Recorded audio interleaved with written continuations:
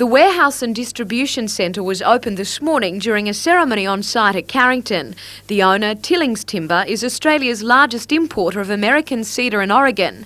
Each year, 12 ships will arrive in Newcastle, bringing timber worth an estimated $12 million. The company originally operated in the Port of Sydney, but congestion and high costs encouraged Managing Director Norm Tilling to move his business. We found that we could achieve a lower cost base, which of course is always important in business, and the port offers us a great deal more flexibility than we were presently enjoying through the Port of Sydney. Private enterprise like Tillings Timber makes up 30% of business through the Port of Newcastle. The Hunter Port Authority has so far leased around 20% of available land here in the Eastern Basin area of the harbour, and it's working hard to encourage more private enterprise to establish here. We have all the area here, in a sense, on the market. We are constantly advising companies of the benefits that they can achieve. Jodie McKay, NBN News.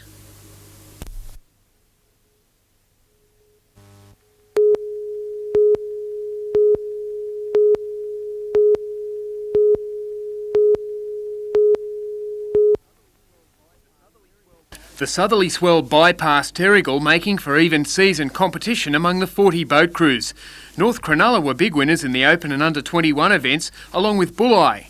There was a tussle between Swansea, Belmont and Terrigal in the Under-18s. A lucky swell near the beach carried Swansea Belmont home.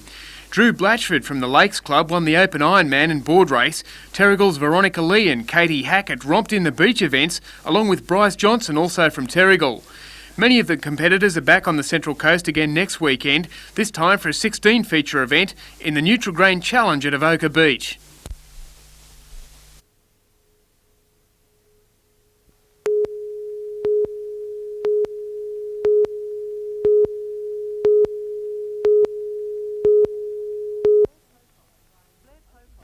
Blair Pocock and Brian Young opened the batting for New Zealand this morning after the Blues declared on their overnight score of 8 for 299. Young fell quickly in the second over, caught in slips by Mark Waugh off Mike Whitney's third ball, leaving the Kiwis 1 for none.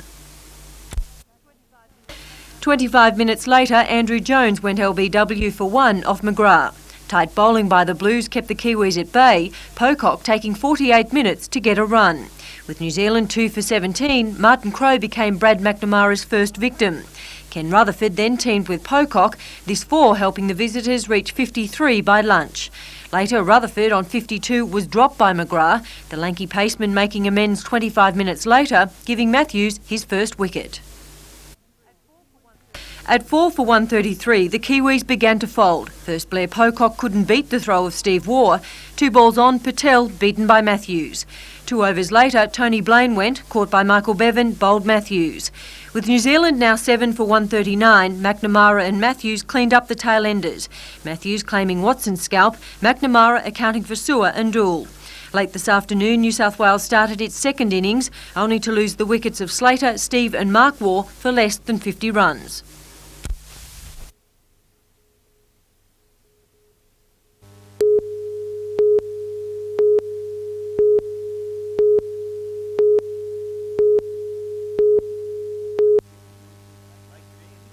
Lake Mayor John Kilpatrick sent the 285 starters on their way for the 1.5 kilometre swim just after 7:30. Wetsuits were still the order of the day for many, but although overcast, the only chop on the water came from the tightly packed field. Cronulla's Rick Pallister was first out of the water. Swimming goggles were swapped for sand shoes and sunglasses as competitors settled into the saddle for a 40-kilometre ride. It was during the ride that Greg Bennett, also from Sydney, overhauled Pallister and shot to the lead. But Cronulla's Michael Moroney sped through the ranks as well and by the run was pacing Bennett. Dave Collins from the Williamtown RAF base was also to prove a dark horse in the 10-kilometre slog ahead, with Cronulla's Gabby Jones the women's breakaway. Greg Bennett was home in 1 hour 41 minutes, followed by Dave Collins and Michael Moroney. Gabby Jones was the first woman in at 1 hour 57 minutes. The winners are off to the International Triathlon in Borneo.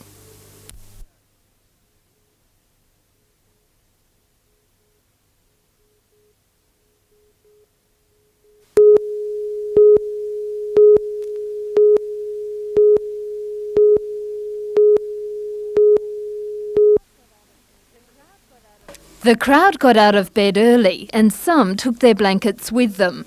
Picnic rugs found another use as a chilly onshore wind blew over Bar Beach. Take the apple then. And a sticker. I'll have an orange. And a sticker and an orange. On the menu, juice and cereal. The Battle of the Beaches, as it was billed, coincided with the start of daylight saving. Even though the clock said 8, it still felt like 7. Did you find it hard getting up so early this morning? Yeah, I did. Yeah, it was really hard. I kept on thinking it was like 7 o'clock and stuff. As everyone dug in, music and interviews with sports stars kept the crowd entertained. All money raised from the breakfast will go to the Tingara Centre for Deaf and Blind Children. Yeah, we wanted to support a good cause. So did the Army, Navy and Air Force cadets. Back from the beach, they put on a military show. While Newcastle didn't make it into the record books, the Tingara Centre will benefit from the attempt. Jane Anderson, NBN News.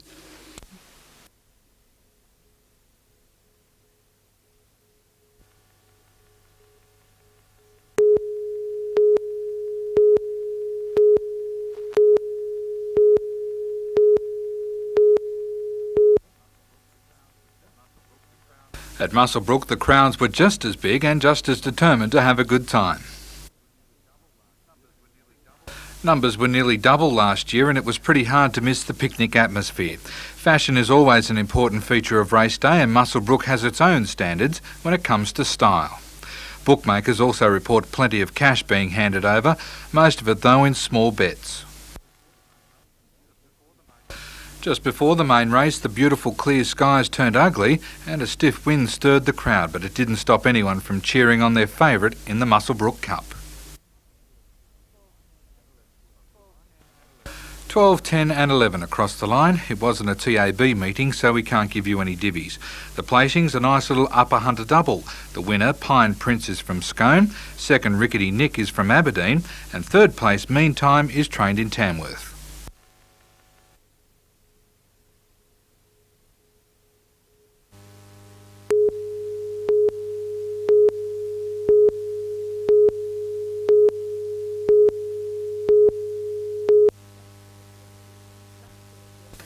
Lambton Pool is one of a number of venues now under consideration for a facelift to Olympic standards. Architectural plans have already been drawn up for a new international aquatic centre. Believing the Hunter to be around 5 years behind in planning for the 2000 Games, this week local, state and federal politicians met to determine their method of attack. The decision was made that in principle we'll go along with pooling funding and cooperate to give a money flow that will bring about regional sporting facilities which have been unobtainable in the past. In the short term, the task force is backing two major projects, an indoor swimming and diving facility and an athletic complex. One is planned for Newcastle, the other Lake Macquarie. Long-term strategies are also being looked at, but according to Richard Face, the millions needed in government funding will give state and federal members the final say. I believe that if it's left to the sporting bodies and the councils entirely, when it's mainly state and federal money, we'll never get a resolve to it. Melinda Smith, NBN News.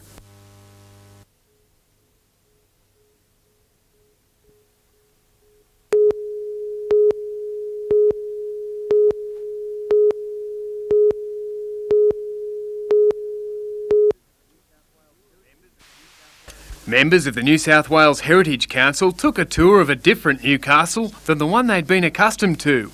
I was here after the earthquake trying to sort out some of the rubble, I suppose, and to see the quantity and quality of the restoration's very impressive. The tour comes as many of the city's landmarks, such as the Civic Theatre, the old Paymaster's office and Station Master's cottage, cast off their weathered shells in readiness for new lives. The Heritage Council has sunk more than $1.5 million into 44 restoration projects around the city in the last 5 years. Grants or loans are made to councils, private individuals and community groups. The money comes in small parcels and large, sometimes just enough to stabilise and preserve or research a site, but there's never enough to buy back all of the past. Obviously, these have to be handled with care, but doubtless change and development will take place. One has to just go carefully when there is a major site. Look, one of the most important things is really to record our past, and that's what often all we can say to people: look, record what's there, and try and make a public record, and then develop and change.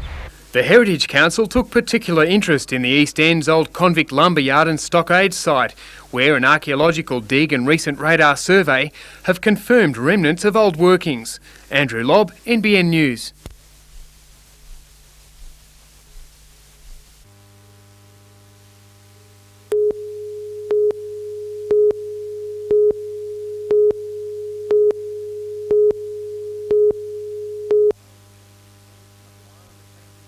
A fire on the family stove quickly filled their upstairs unit with thick smoke, flames licking the walls and ceiling.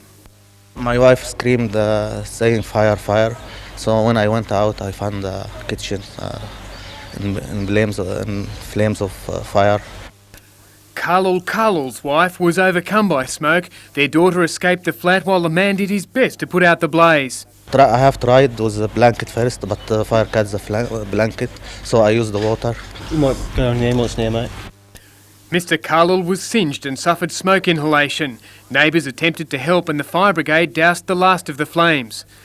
Carlul and his wife were taken to hospital for observation. Workers at a Hexham engineering workshop made an unsuccessful attempt to extinguish an electrical fire that they discovered when they arrived for work today. It's thought the fire had been smouldering overnight. Damage was confined to the workshop substation and parking bay. Andrew Lobb, NBN News.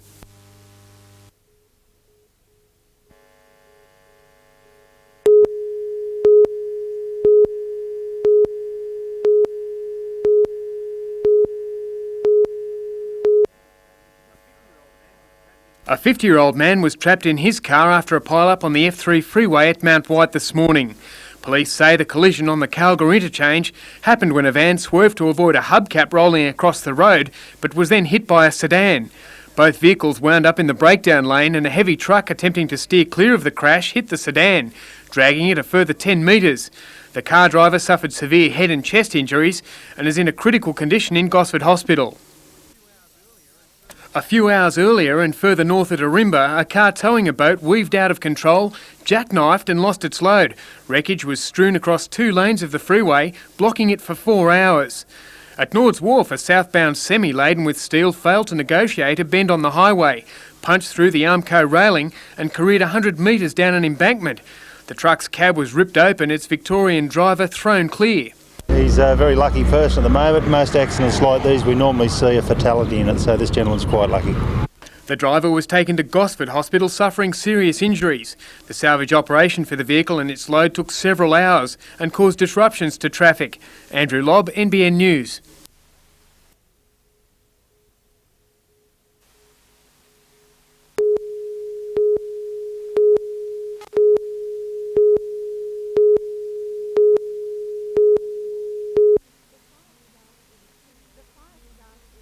The fire started in thick bush near Newstone Colliery about 10:30 this morning. After several hours, firefighters had been unable to contain the blaze.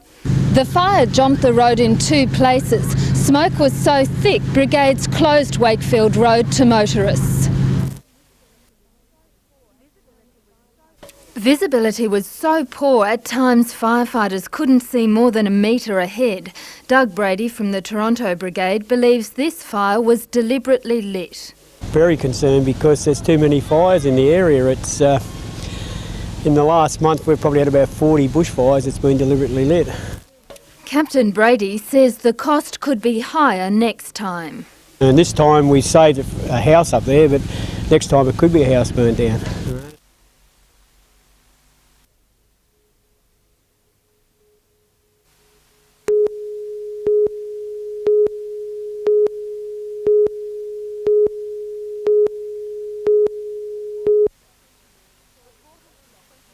The 420 men employed at the Ellalong colliery were told of the cuts on Monday. Today, it was an angry and frustrated meeting this afternoon as the miners expressed their disappointment at the cuts, which will take effect just weeks before Christmas. United Mine Workers officials held an urgent meeting with Oakbridge management yesterday in a last-ditch effort to avert the retrenchments, but it was to no avail.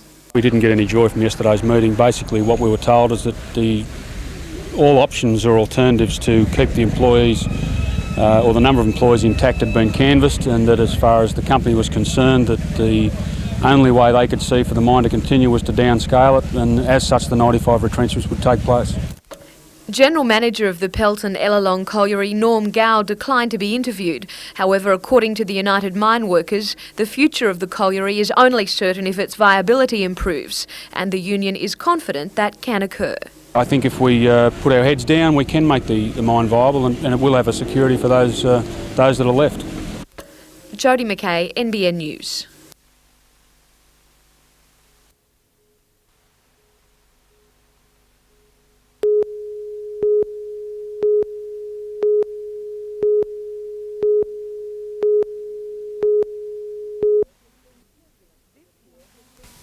This year has been turbulent for the 10,000 teachers in 550 Catholic schools across New South Wales.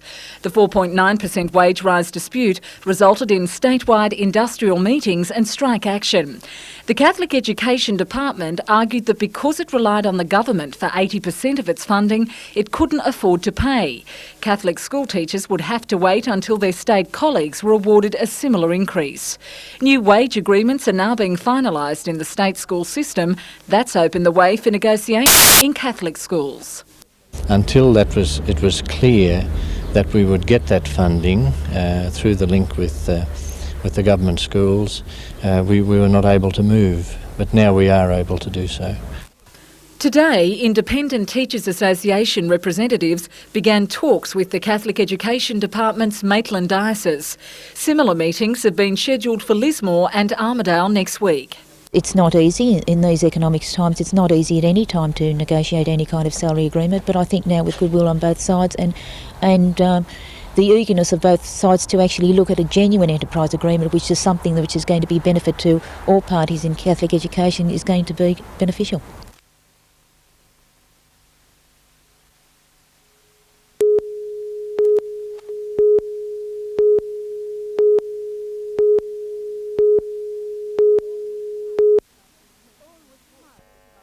All was quiet this afternoon at Cam's Wharf, the proposed site of a huge residential subdivision.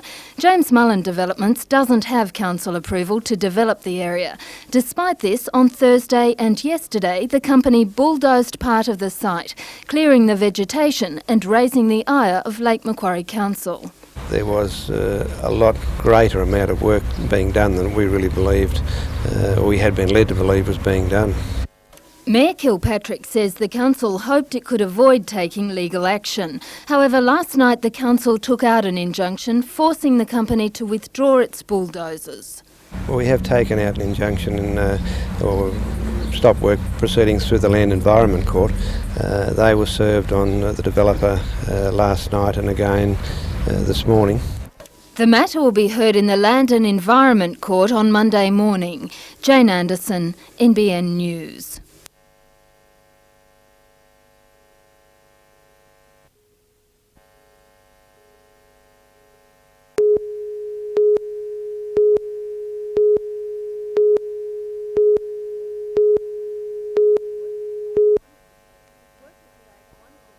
Workers dragged one of the flotation pipes back along the beach to the sewage treatment plant at Belmont. Had a big tractor and they were towing some black pipes back along the beach from Redhead Way. 6 concrete pipes like these ones have already been laid in place, creating part of the ocean outfall. The black flotation pipes were used to lift the concrete pipes off the ocean floor as they were dragged out to sea. That done, divers removed the flotation pipes this morning. They towed them back to shore and cut the line. Most of the pipes were washed back onto Belmont Beach. One was carried further down to the popular Redhead surfing beach. If there's big black pipes and that floating around getting washed on the shore, it's not real good. Or you could get hit by one of them when you're surfing. The Water Corporation says the Public Works Department and contractor building the outfall are responsible for the project.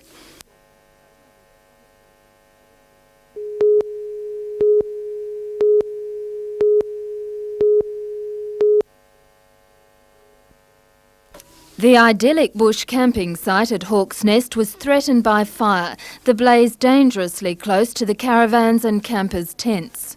Rescue services evacuated everyone from Jimmy's Beach Caravan Park, but it was the people camping in this area that were most at risk. The Jerome family had planned for a quiet weekend camping. Because everyone was worried, everyone's going, there's a fire, and we weren't sure what we were supposed to do. So everyone had to pack all the tents and stuff in the car and go. Caravan residents were also concerned. Well, the amount of ground cover, it's built up to places this deep, all around through here. And we just evacuated the park, asked people to move to the other side of the park until the immediate danger was over. The fire under control, people began repitching their tents for what's left of the weekend.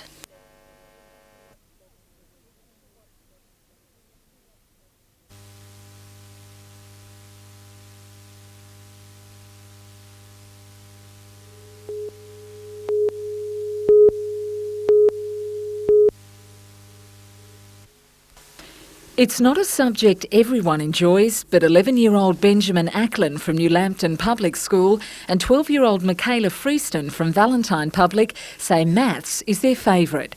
They correctly answered 34 of the 35 questions to beat more than 13,000 students in the regional maths competition sponsored by the Newcastle Permanent Building Society. Major prize winners in Years 6 and 5 were presented with their awards. You wouldn't call it easy, but it wasn't incredibly difficult. It comes naturally, but you still need to practice to keep up your skills.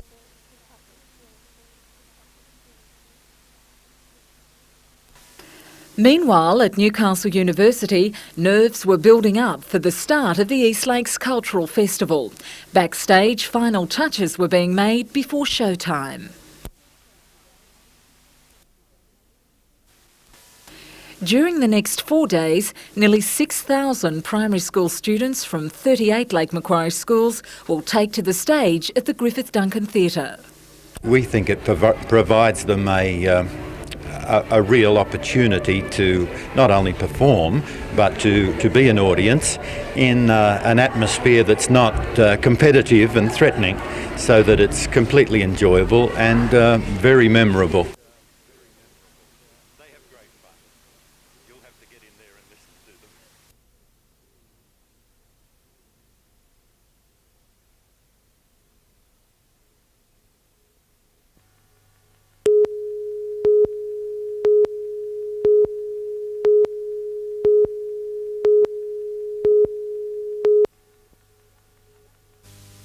James Mullen Developments began clearing this site at Cam's Wharf last Thursday. Trees have been removed and a roadway pegged out, all without council approval. Although developer Greg Moylan gave an undertaking work would stop, there was continual movement on the site over the weekend. On Friday, Lake Macquarie Council sought an order in the Land and Environment Court to restrain the developer from carrying out road or associated works on the site, which has been earmarked for a residential subdivision. Today, General Manager Robert Gray and Mayor John Kilpatrick were in Sydney for preliminary hearings into the issue. It will be the first matter before the court tomorrow. Meanwhile, Mr Moylan had until today to lodge a development application. It's believed that did occur late this afternoon. The issue is expected to be the main point of discussion at tonight's council meeting.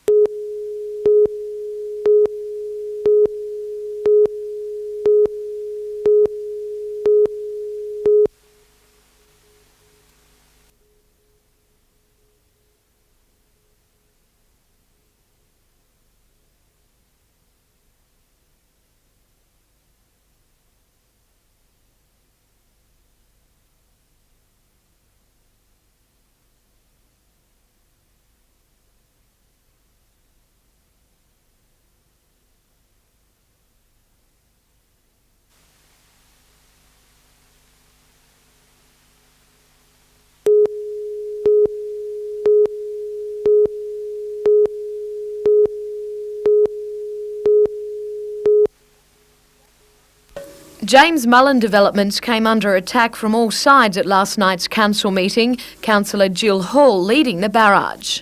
I really do believe that James Mullen Proprietary Limited should be made accountable for their actions, the same way as you or I would be made accountable if we went out and cut down 200 odd trees without permission.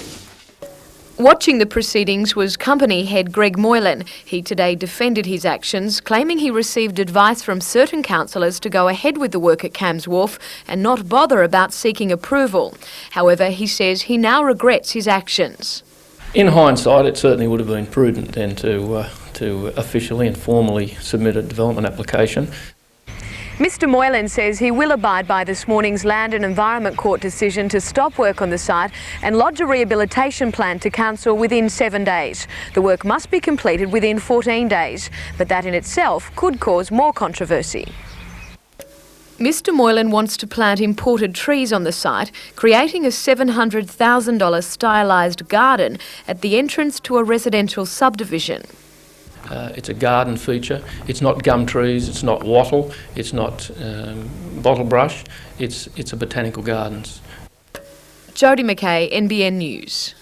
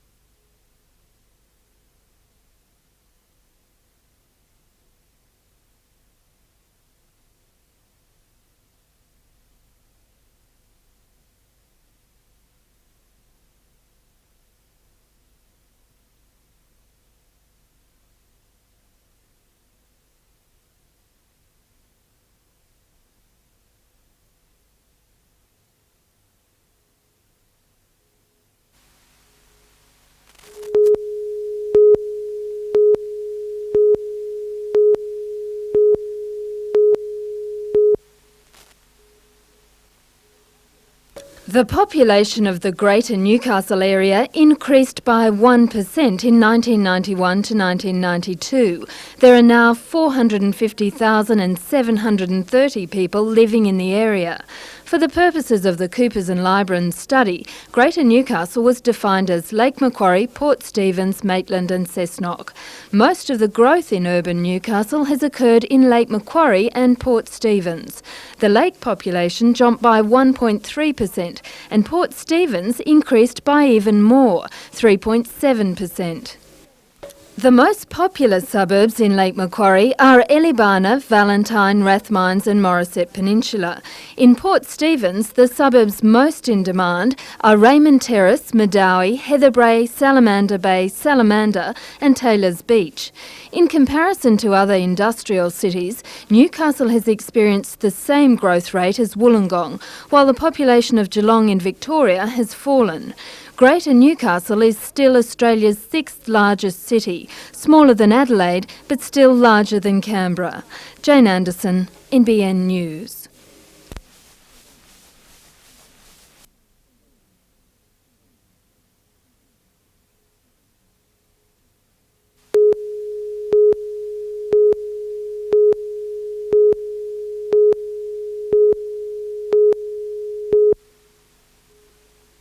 The Commissioner's informal visit was a chance for Tony Lauer to momentarily step out of the controversy surrounding a force racked by corruption allegations.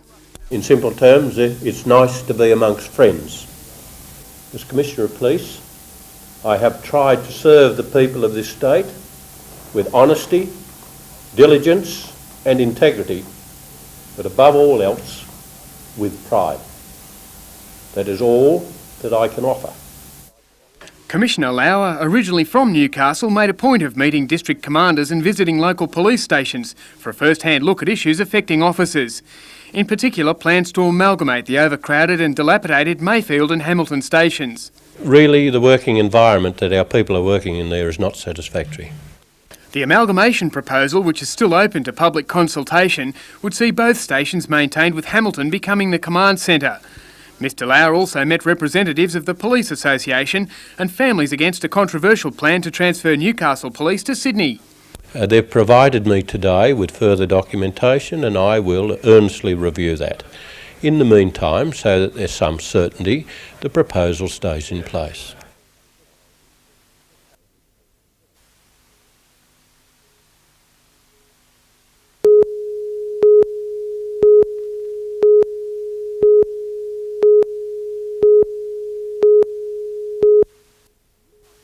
A Newcastle businessman's luncheon was told today how market demands have forced major changes in the international steel industry in the past decade.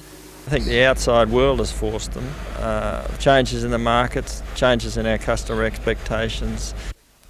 Newcastle hasn't escaped these transformations. In the early 80s, its workforce of 12,000 was cut by 2/3. Now, as the demand for better quality and quantities of steel intensifies, the focus is turning to technology. The trend is towards building electric arc furnaces. These are smaller, use scrap steel, have lower emission levels and can produce more steel than the Newcastle blast furnaces. In the US, 80% of the type of products that we produce are produced via electric arc furnace production route. Mr Kirkby says with Newcastle's 2 blast furnaces expected to last for another 4 to 7 years, it's too early to predict their replacement, although electric furnaces are a possibility. Despite the uncertainty on the technology front, Mr Kirkby says there will be future workforce reductions.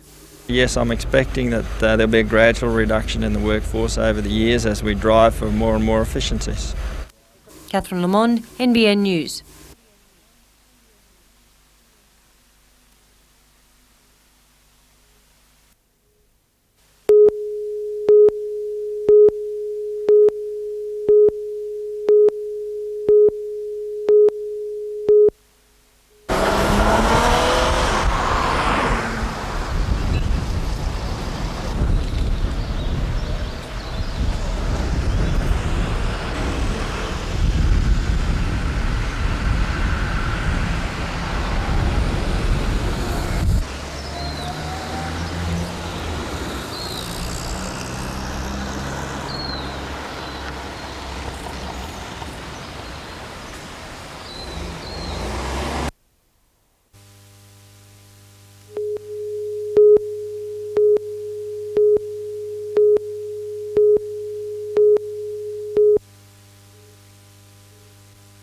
You won't find any high-tech ingenuity here. Most of the chariots selected for Saturday night's derby have been given a last-minute reprieve from the dump.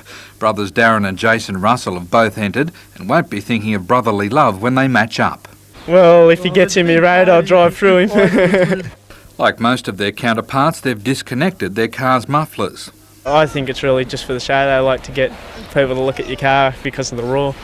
That's a legal alteration, but many drivers are keen to pull off a dirty trick or two to win a share of the $5,000 in prize money. They fill up half of the doors with concrete.